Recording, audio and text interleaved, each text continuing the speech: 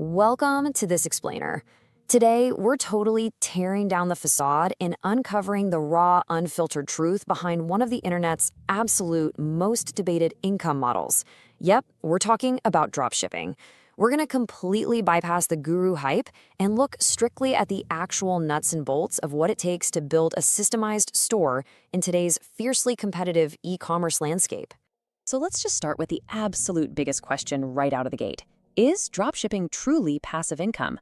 Now, if you spend literally any time on social media, you've definitely seen the pitch, right? You know the one, the whole beach and laptop fantasy. They tell you to just launch a storefront, pick a few trending products, and simply watch the profits roll in while you're fast asleep. Well, we're going to take a highly impartial, completely data-backed look at the 2026 e-commerce landscape to figure out if that reality actually exists, or if it's kind of just a carefully crafted illusion designed to sell you a course. To do this right, we really need to be incredibly precise with our terms. A lot of the confusion usually starts with just a really sloppy definition of the word passive.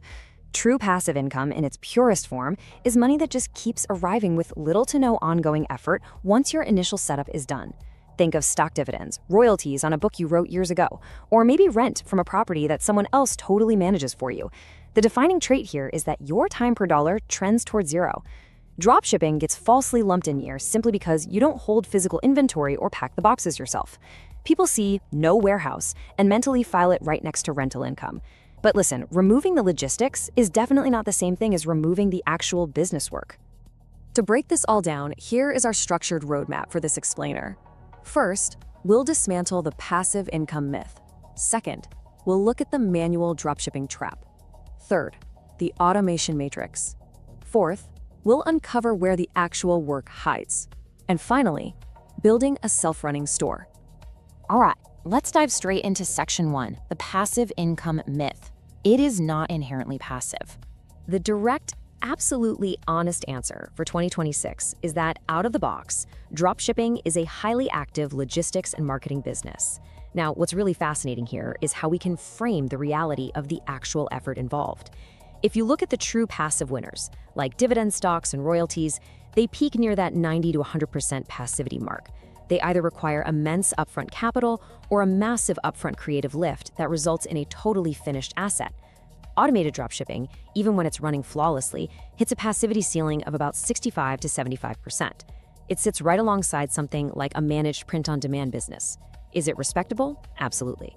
But it is a very long way from simply sitting back and collecting stock dividends. And if you look down at the bottom, manual dropshipping sits at a frankly miserable 20 to 30%. Which brings us nicely to Section 2, the manual dropshipping trap, a 24/7 exhausting job. The old e-commerce guides? Yeah, they are officially dead. Today, we're dealing with tightening cross-border regulations, super volatile supplier costs, and just hyper-dense marketplace competition. And because of those intense market pressures, the data is incredibly stark. Over 90% of dropshipping stores that rely on manual, human speed operations completely fail within their first year. 90%. They just collapse due to margin erosion and severe administrative burnout. You literally cannot compete in this space if you're relying on basic human hours to run digital logistics. Just imagine the reality of the manual operator for a second. E-commerce literally never sleeps, but obviously you have to. So imagine it's 2 a.m. on a Tuesday and a supplier quietly updates the base cost on your absolute best-selling product by 12%. Or worse, their stock suddenly drops to zero. As a manual operator, you wake up the next morning only to find you've been selling products at a net loss all night, or you've taken a bunch of orders for out-of-stock items. You're going to spend your entire day doing low-wage data entry, pasting tracking numbers, and fielding completely furious customer emails. To actually survive, you must become the systems architect. You have to build automated layers that turn this reactive, exhausting job into a truly scalable asset. And that leads us directly into our third section, the automation matrix, escaping the manual trap. To escape that manual trap we just talked about, sellers absolutely have to implement an automated execution layer. This is where software steps in to detect a signal and instantly executes a reaction without you having to lift a single finger. Let's look at price and stock tracking as our first example. Doing this manually means you're checking suppliers' sites 2 to 3 times a day, and you're constantly risking selling mispriced items. Dropshipping margins are already incredibly thin, right? Usually floating in the 10 to 30% range. You just cannot afford a supplier cost hike. By contrast, a tool like eSync performs 24/7 background API scanning. If a supplier moves their price even a little bit, the smart repricing rules instantly update your listings across all your storefronts. It completely protects your margin while you sleep. Order fulfillment is an even bigger bottleneck. Manually logging into supplier portals and copying over every single buyer's details introduces massive delays, sometimes up to 24 hours. But by leveraging an auto-ordering module, incoming sales are processed and placed with the supplier within literally minutes of the customer's checkout. The software also instantly syncs the tracking numbers right back to the marketplace. This entirely removes the daily, mind-numbing data entry that most people immediately think of when they picture running an online store. But this brings us to Section 4, and this is absolutely critical. Where the work hides, the unavoidable human tasks. Because look, even if you automate everything we just discussed, your store is still not fully passive. Let's trace how this effort builds and then compresses over the lifecycle of a real store. Think of a store as moving through distinct stages. In months 0 to 2, you're setting things up. You're vetting suppliers, building out the site, and burning cash on initial ad tests. Guys, this is a 20 to 40 hour a week job. There's absolutely nothing passive about it. Now, as you find some traction in months 2 to 6, the hours drop to around 15 to 25. By months 6 to 12, as you stabilize and really implement that software, you might hit 8 to 15 hours. It's only after a full year of consistent system building that you reach that mature phase of 3 to 10 hours a week. The work totally compresses over time if you build systems, and it stays absolutely brutal if you don't. So the crucial point here is understanding exactly what those remaining 3 to 10 hours consist of. These are the unavoidable human tasks.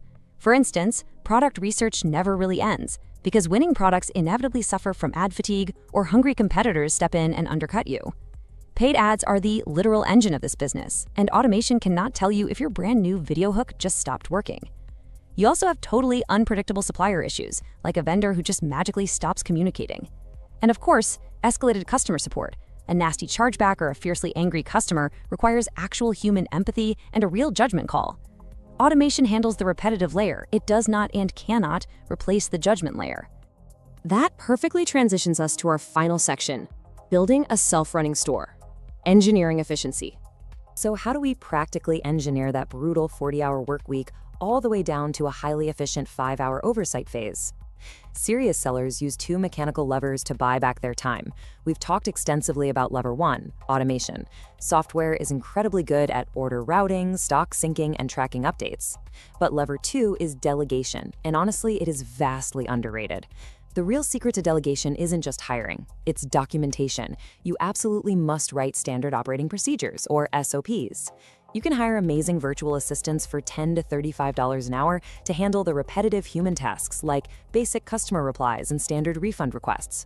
But if the rules for doing those tasks live entirely inside your head, you remain the bottleneck forever. If you really want to build this properly, there is a strict sequence you need to follow. Step 1, pick an evergreen niche. A store built on a viral fad like fidget spinners? Yeah, that has to be completely rebuilt every time the trend dies. Go for stable, arguably boring niches like pet supplies or home organization. Step 2, do deep demand research before you ever launch anything. Look at actual sold listings, not just asking prices. Step 3, vet your suppliers rigorously. Order a sample yourself, because let me tell you, a supplier's mistake instantly becomes your customer service nightmare. And step 4, maintain a lean catalog. Don't launch with hundreds of random products. Keep a super tight roster of 5 to 10 proven high-margin winners. Every weak product you hold onto introduces weird edge cases that break your automation and completely confuse your virtual assistants. You have to cut ruthlessly. Once you finally have traction, you can execute these specific steps for scaling. First, document every single process as you do it. Simple screen recording tools are absolutely great for this. Then, implement your automation. But ensure you set a strict minimum profit floor so the software never accidentally reprices you into a loss just to beat some competitor. Next, bring in that VA to run your SOPs. And finally, diversify. The most dangerous number in any business is 1. One traffic source, one product, or one supplier breaking can literally destroy your entire income overnight. Add a second paid channel or maybe incorporate email marketing for repeat buyers. I really want to highlight this very real warning from the US Federal Trade Commission. They've repeatedly cautioned consumers that pitches promising guaranteed returns or effortless money are often just selling a course, not a viable business model. In dropshipping, you really need to expect to lose money or barely break even for the first several months. It's tough, but most stores never make it out of this phase. You have to treat your early ad spend not as guaranteed profit, but as tuition to learn what the market actually wants. So let's wrap this all up. If you are chasing true set and forget money, honestly, look into index funds. But if you let go of that whole beach laptop fantasy and are actually willing to treat the first year as a rigorous system-building grind, dropshipping is hands down one of the most accessible paths to a highly lucrative semi-passive business. So the real question is, are you willing to put in the grueling upfront hours to build the architecture, or are you still just out there looking for a magic button? Keep learning, keep building, and we'll see you in the next Explain.